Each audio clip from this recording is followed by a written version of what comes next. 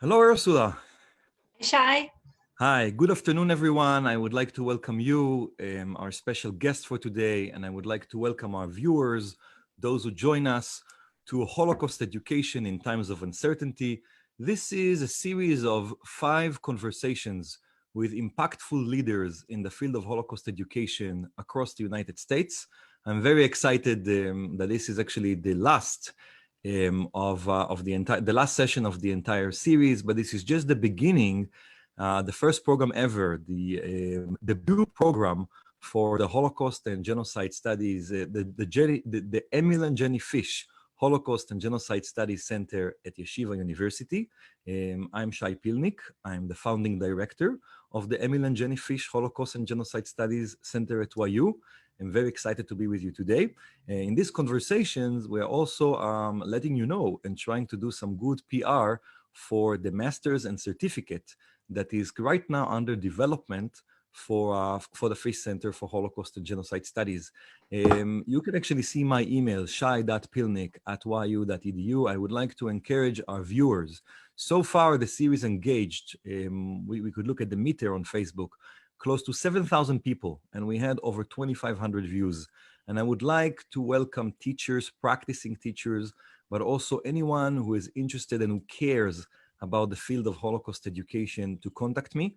We will be offering in the fall of 2020, very soon, late August, 2 courses on the Holocaust, one taught by me, one taught by Dr. George Zimmerman. We have generous scholarships for the graduate credits on a first come, first served basis. And we truly encourage you to learn about a new center that would like to offer a new perspective of the Holocaust, which is steeped in the experiences of the Jewish people throughout the Shoah. Today, I have a very special guest with me. If we wanted to truly make this program both national and international, what a pleasure to speak with another person who doesn't have a natural American accent like me, right? So I would like to welcome Ursula Szczepinska. How did I do with the pronunciation of your name, Ursula? Great job, Shai. And thank you. And we were joking about the fact that only in Poland people will say Shai Pilnik correctly, right, with a correct pronunciation. So Ursula comes from Poland. She is the Director of Education at Research at the Florida Holocaust Museum in St. Petersburg, Florida. You have been to the United States for over a decade, right? I'm trying to remember. Mm-hmm. Since 2006, would that be correct? 2004. Since 2004. You have a fascinating background and a stellar career. I have to say, I don't every day speak to somebody who worked in the Majdanek State Museum, in the Jewish Historical Institute in Warsaw. So you have museological and archival background from Poland. It's really my honor to speak to you, Ursula. You developed a number of important guidebooks. I actually worked with your guidebook, the guidebook that you created in partnership with Yachad in Unum for the Holocaust by Bullets exhibits a few years ago. And we are here to learn from you, to also learn about your journey. One interesting thing I wanted to say by way of learning something about your institution, about the Florida Holocaust Museum. I think it would be safe to say that perhaps the Fish Center for Holocaust Studies, Holocaust and Genocide Studies, which was founded by a philanthropist, Emil Fish. Emil Fish is a Holocaust survivor. He, by the way, has taken keen interest in this series. And in our conversations offline after the series, he would always tell me how much impressed he is by the critical need to teach teachers about the Holocaust. That this is not something that teachers can naturally learn, a very complicated subject. So I would say Emil is probably one of the last Holocaust survivors to be founders, philanthropical founders of a center. And the Florida Holocaust Museum also was tied to a Holocaust survivor philanthropist who could have been perhaps one of the first. You mentioned to me that the museum was founded before the United States Holocaust Memorial Museum. So I'm curious to learn about you and your career and your journey, and I promise we'll get there and I'll be more quiet. But first, by way of introduction, I'm curious to learn more about this man and about the Florida Holocaust Museum. Thank you, Shai. Yes, our museum was founded by Holocaust survivor Walter Lovenberg and his wife, Edie Lovenberg, who was also a Holocaust survivor. They both had to leave Germany to escape persecution under the Nazis and didn't know each other at the time, but then met in the United States. Our museum is almost 30 years old, so almost 3 decades. And it's amazing to see that Holocaust survivors continue to get involved with new museums, new centers, like in your case. It's very uplifting to see that this message still resonates with the audience. Um, Walter Lovenberg was an exceptional human being. We just lost him last year. But with his wife, they decided that if they make it in the United States, they want to give back. They were really proud to be able to give him a chance in the United States and got involved in a lot of charity work. One of their major achievements was to create the Florida Holocaust Museum and to educate future generations about what happened. So we are all very honored to carry on that legacy. And you had a chance to meet and to get to Oh, know yes. Mr. Lobenberg. It was a great honor to know Walter Lovenberg and his wife, Edie.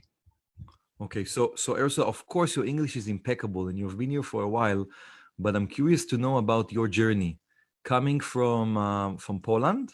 Is it originally Lublin? Am I right? Or the Lublin? It is, right. Coming from Lublin all the way to Florida. Your perspective, your insights, your story. So how does that really begin?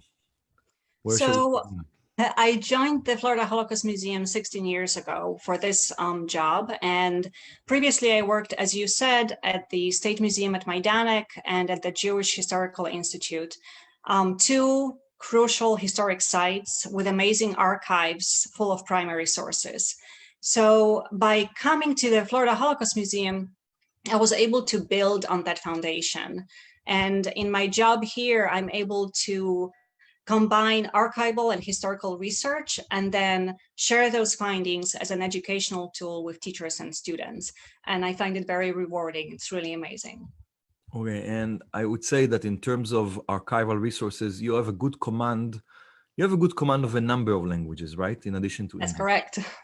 Tell me a little bit about it.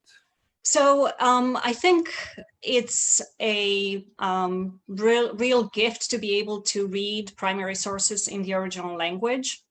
This way, you know that nothing is lost in translation. And you can also ensure that when you translate or use somebody else's translation of the primary source, that it's correct. So when I work with teachers and students, I encourage them to actually look at the pages of the primary sources, even if it's in the language they don't understand. But this way they can see the translation and they can see that it's a real document, whether it's a letter, an excerpt from a diary, a page from a diary. They can see the handwriting of the person, and they can make this connection that this is really from that time. Somebody held it in their hands. So this history affected real people. So we will get to talk about the primary sources, the languages that you have a command of. Polish is your mother tongue and a very important language for research. Any other languages? Several. I can read documents in German, in Ukrainian, in Russian, Hebrew, several languages. So it's quite a collection.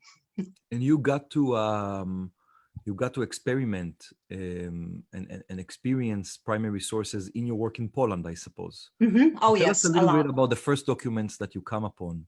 Do these documents, do these primary sources also attract you as a professional to the field of Holocaust education? I'm curious. Yes, for sure.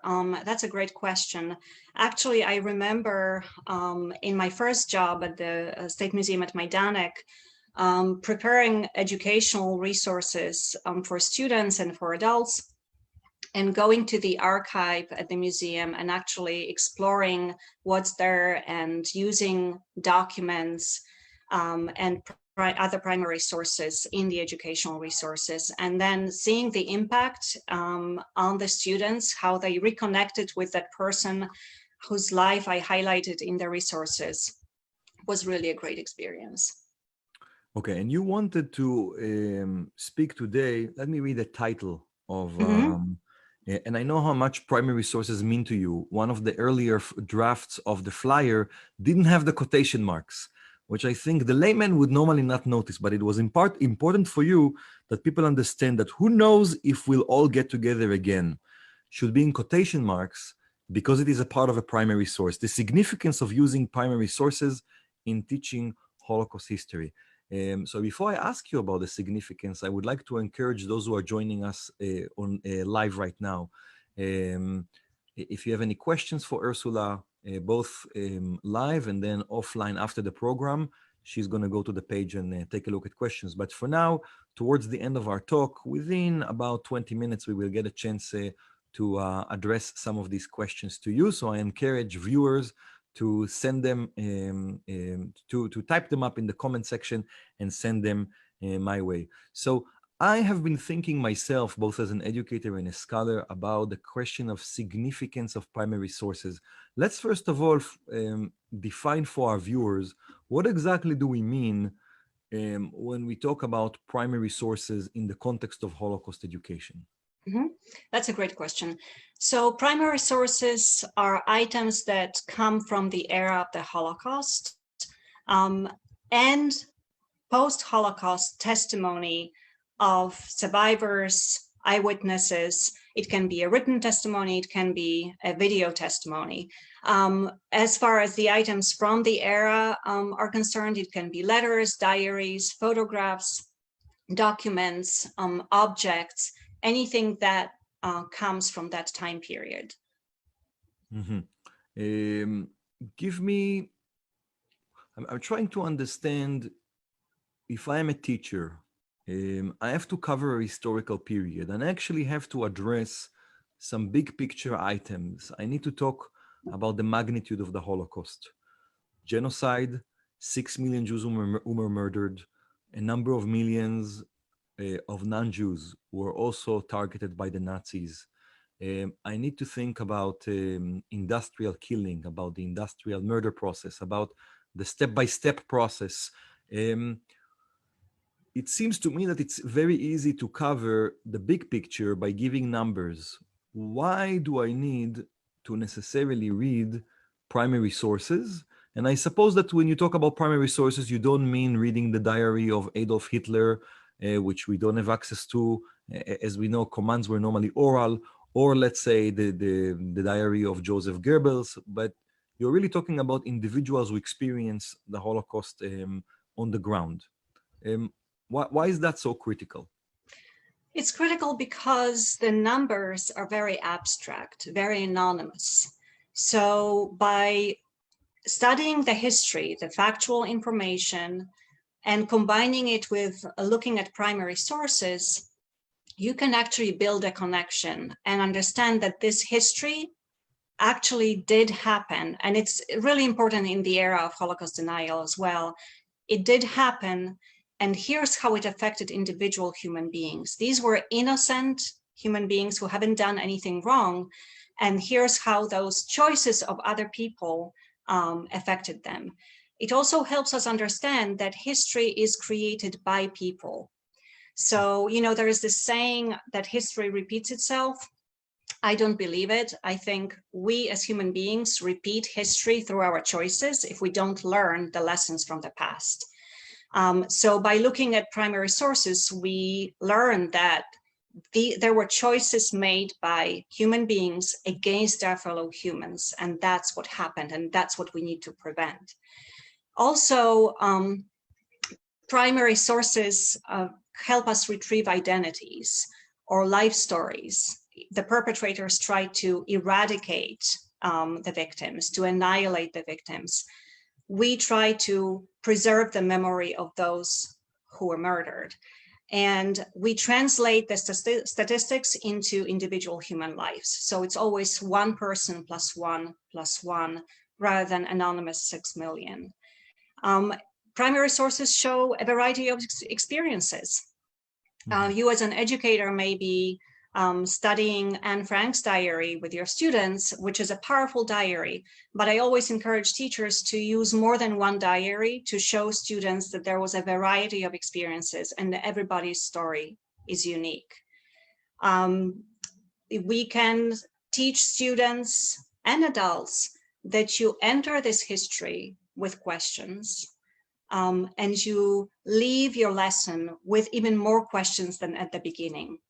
Some of those questions are of ethical nature and nobody else can answer them for you. You may not have an answer to those questions yourself. So you may readdress those questions throughout your life. So these are all great reasons why we should be able to study primary sources. So when you talk about primary sources, you touched upon survivor testimony, Mhm. recorded testimonies that take place after the war. There were some major documentation projects. Would you say that the advantage of working with a primary source in the classroom is that we have a chance to give voice to those who did not make it and survive?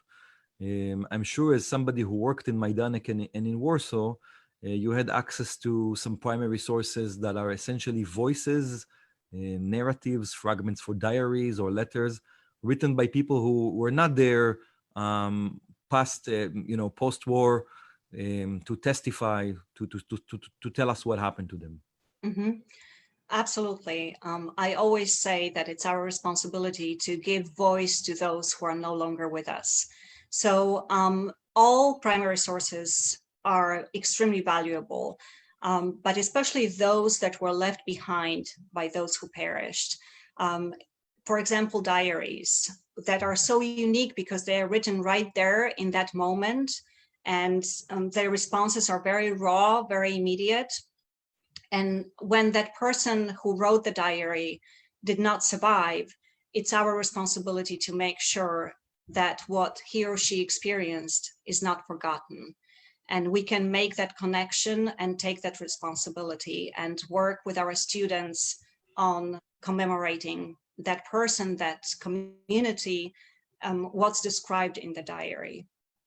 Now, a lot of diaries and primary sources have been published after the war. So you can, as an educator, recommend this published diary or this source book. Did you have a chance to discover yourself primary sources that you read that nobody, or maybe that they have not been published before, or nobody has worked with? Maybe some things that you discovered and brought to the classroom?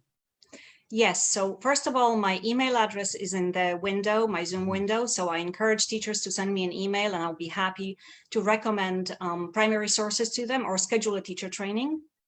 That's wonderful. And yes, I'm very, very fortunate to have had a chance to work in the archives with documents that nobody has looked at in decades, that have not been published to this day, and I can use them in my teaching. So yes, the answer is yes to your question. Okay. I'm curious. The title of your talk is "Who knows if we'll ever get together again?" When did that? What's the provenance?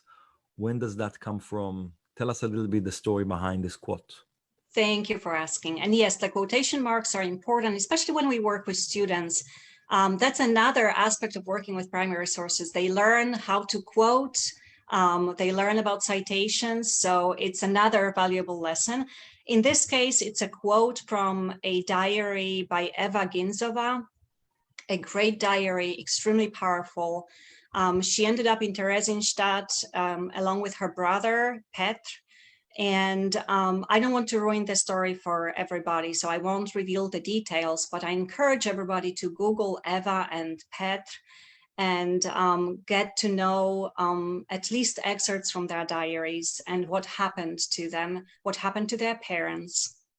You may be surprised that there is a link to Space Shuttle Columbia and its tragedy in this story. There is a link to the International Space Station. So that's something that students don't expect, but it is actually a continuation of that story. So Eva wrote that sentence in Theresienstadt in 1944. She went through horrible experiences. She was completely consumed by worry about her family and about her Mhm. future. And she asked this poignant question. Um, what the answer to that question is, I will leave for our viewers to explore, unless we do another program and we focus just on that story or some other diaries as well. But that's a crucial question for Eva at the time. And through her diary, you will get an answer. You mentioned Eva and her brother, right? Yes, Petr. Mhm. Pet. And Pet was a painter. Is he the painter? He was artistic. So yes, he created drawings and lino cuts and all kind of artistic expressions. So And Ilan Ramon, I believe, may he rest in peace, right? The yes, Israeli astronaut decided of all the items he would take with him to space, he would bring one of those paintings. Yes. I, yes, Shai, you're the only person I know who knows that story. So okay. I think in Israel there's quite a few people. yes, Maybe it's a generational thing. Yes, we know, and we're also saddened by the in a way a double tragedy when the absolutely, space shuttle absolutely. exploded. I'm wondering what is so. I'm sure that this is one of your favorites, and you've had a chance. I will also ask you about interactions and reactions from teachers and students. Um, could you name a few of your I wouldn't say favorite or most beloved. We're dealing here with Holocaust education, but the ones you found most compelling, the ones you found most powerful among these primary sources. So we have Eva and Peter, right? Mhm. Against any other examples? So another example is David Sherakowiak's diary from the Lodz Ghetto. Mhm. Incredible diary. 5 notebooks of the diary survived. It's incomplete, but at least 5 notebooks can be read today. It's been translated into English. What's interesting about this diary is that David started writing it before World War II started. So it ends in 1943. Unfortunately, he does not survive, Mhm. but the details he goes through are extremely powerful. And again, you can look at historical events that he's describing and see how those events affected his family and what his immediate response was to what was going on. I was fortunate enough to be able to visit some of the sites that correspond with some of the diaries that I work with. But I also, in my trainings, I show teachers how to access those sites without going, especially now during the pandemic when we don't travel. How with their students, they can explore those sites online today. But David Sherakowiak's diary is definitely at the top of my list when I teach. It doesn't, it can be also a very short diary. Like there is a diary of an anonymous girl also from the Lodz Ghetto. And it's very brief. It's just a fragment of her diary. And it's extremely, extremely impactful. How And it's how a good, how how brief? I'm curious. it just covers 3 weeks of her life. Um, very, very powerful entries. Right now, we don't know what her name was or not much about her. And it's a good lesson also for students that sometimes there are no answers. We are used to looking at things up on our phones and our computers, but with history, sometimes you don't have answers. Those answers may come with more research one day, sometimes they don't.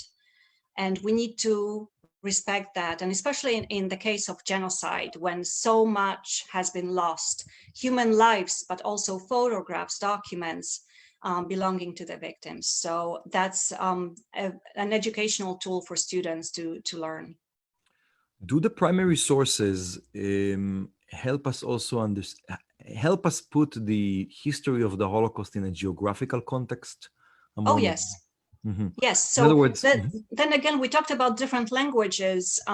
When students look at different types of primary sources in different languages, they can see, obviously they can read the English translation, but they can see that this history affected people in different countries, different towns, different locations. So that's also a very interesting educational aspect. mhm. I'm curious about teachers' reactions, students' reactions, and I assume you also had the chance to introduce primary sources to the students directly, not just to train teachers, right? But also Yes. be in the classroom. How do students respond? What are the main challenges that they cope with when reading and when working with primary sources?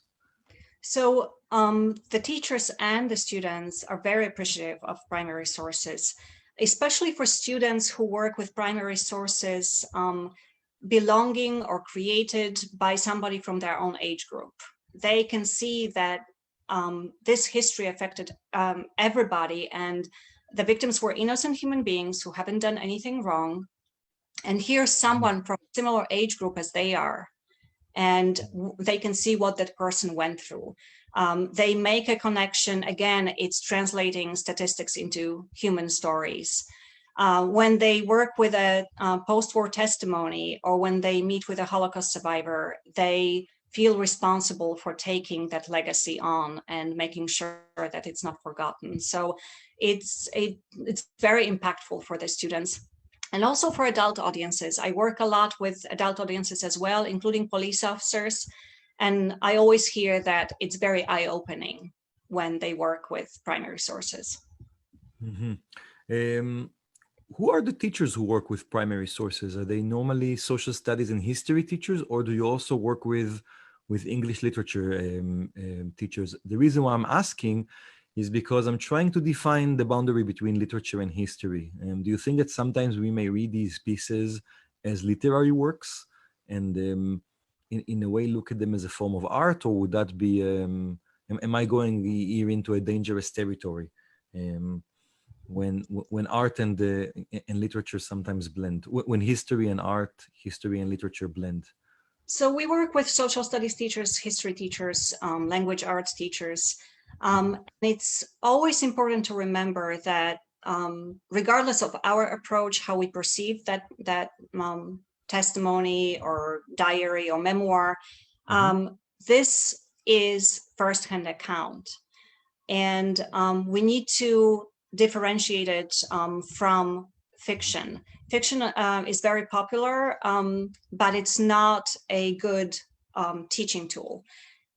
This history really happened, so we need to use primary sources and see them as they are, authentic voices, either left behind by those who perished or carried on by those who survived. But these are real stories. This history really happened. And some teachers have to use fiction because of curricular requirements. But in that case, we always encourage teachers to pair it up with an authentic story, with a primary source. So students understand the difference, and they can learn what a primary source is and why it's so valuable. So in other words, no matter what the artistic quality of the prose of the writer of the diary or the letter is, we cannot overlook, we must never forget the fact that we are bringing it into the classroom because it validates the Holocaust, because it's a voice that describes events that happened to an individual. That would be, so that's Yes. basically the significance of primary sources in comparison with all other works. This history really happened, and here's how it affected that person and those who are mentioned in that text. Okay, that's wonderful. I've learned so much from you about the interaction with teachers, primary sources. Never heard about that anonymous diary. So I think I'm going to email you also. Good. And I encourage our viewers to do the same. Before I go to questions, and I don't know how many we have, I'm going to look in a sec, check in a sec. I'm curious, you had quite a substantial journey, also a geographical journey, working in Poland, working in the United States.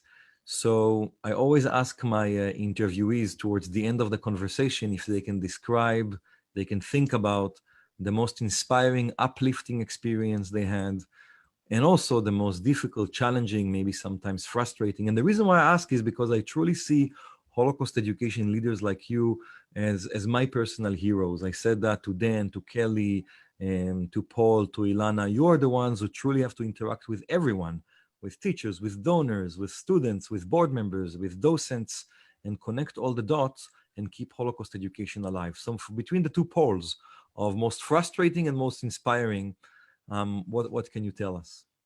So I will start with the most challenging. I wouldn't say frustrating, but the most challenging. It's actually something that's happening right now when during the pandemic, education has been moved online. And even when the schools reopen and we may have hybrid schooling with some in-person education and some virtual, I worry about those students who don't have easy access to online learning.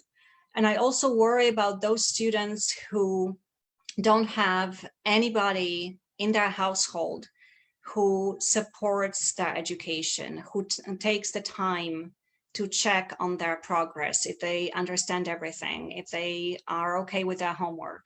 So we depend on our wonderful teachers to be able to connect those students with education. And it's very challenging right now with everything that's going on. So I want to take the time to thank our teachers, students, and the adults in the students' households. It's not always the parents, but everybody who takes the time. I know it's very overwhelming, but to everybody who takes the time to check on those students' progress and if they need help. So that's definitely the biggest challenge right now. And as the museum, we provide print and online resources to make sure that teachers have a variety of resources to choose from. Now, the best experience, it's definitely connected to my research.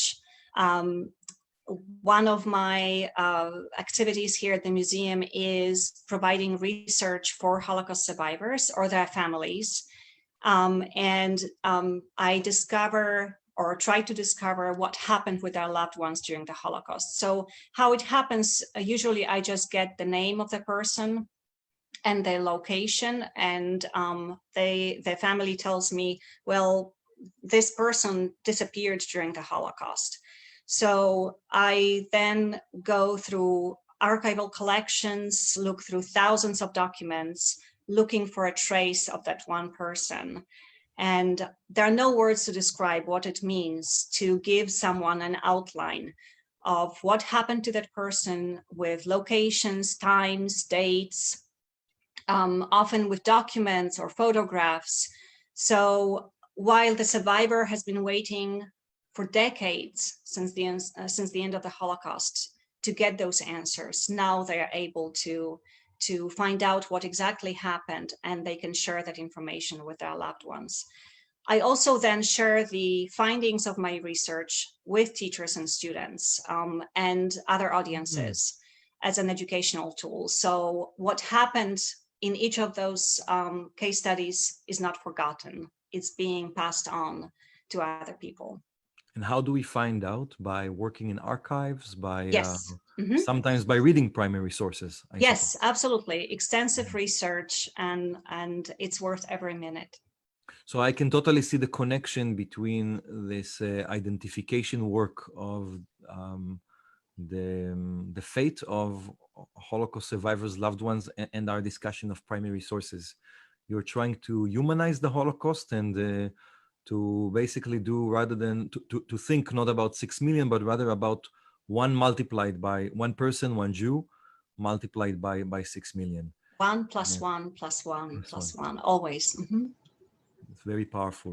There's some questions for you. I will start with a technical geographical question that came my way. Is the museum in South Beach? I know it's in St. Petersburg, so. It's on the west coast of Florida, near Tampa, St. Petersburg, Florida.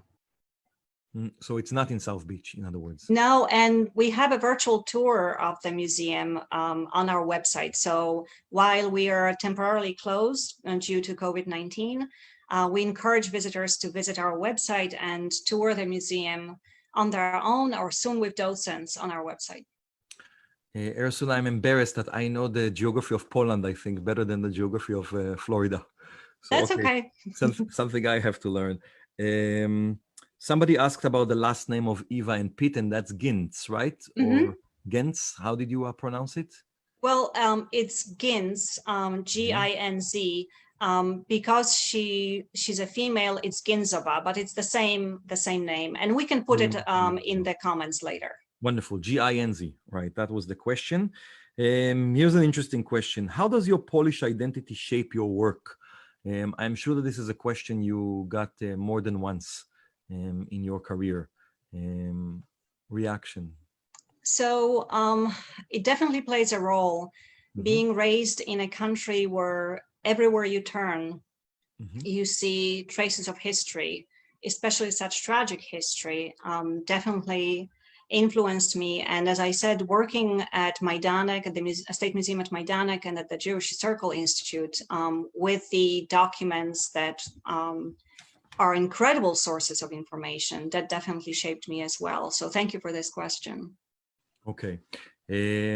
Ursula, I want to thank you, Ursula Szczepinska, the Director of Education and Research, right, at the Florida Holocaust Museum in St. Petersburg for a conversation about primary sources. We really covered all bases in this series. We talked about primary sources, about artifacts, about challenges we face in the Midwest or other parts of the country. We talked about the key themes. We spoke about mandates. So this was really a great way, I thought, to explore the world that you are so familiar with, you and I, of Holocaust education as it takes shapes and as it evolves on the ground. So I wanted to thank you. I also wanted to thank all of our partners. Let's start with your museum, with the Florida Holocaust Museum, the Illinois Holocaust Museum and Education Center, with the Nathan and Esther Peltz Holocaust Education Resource Center in Milwaukee, the Museum of Jewish Heritage in New York City, the Holocaust Center for Humanity in Seattle, and of course, the Fish Center for Holocaust and Genocide Studies at Yeshiva University. This is our last session, so I would like to encourage all of you to stay tuned and to keep connecting to both me and also to Ursula and to all of our other leaders. I'm sure, and Ursula, you are going to second that you are a resource not just for the citizens of Florida, right? But you are a resource to humanity. And you're going to take your time and answer a teacher, right? A teacher in Nevada and a teacher in New Zealand. Always, please Always, I'm email pretty me sure. and I'll be honored to be able to assist teachers. Okay, and this was actually our honor to be with you today. So stay tuned for more programming coming from the Fish Center for Holocaust and Genocide Studies. Ursula Szczepinska, it's been delightful to speak to you and to work with you. Take Thank care you. and have a great rest of your day. Thank you so much, Shay. Thank you so much, Shai. First of all, thank you for bringing everybody together and for starting this initiative. And, we can only learn from one another and we can achieve even better results by working together. So I really appreciate including our museum in this series. It's my honor, and you and I offline have spoken and will continue to speak about how the Fish Center for Holocaust and Genocide Studies can support with our MA, with our certificate and other programs, support the important work that in Florida and other parts of the country. So thank you again, and have a wonderful rest of your day. Bye-bye.